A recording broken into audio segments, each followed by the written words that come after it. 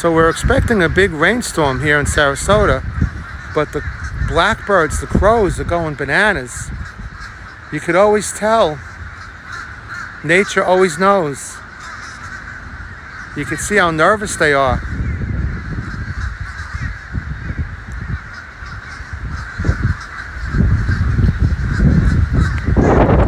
Never saw so many gathered together either.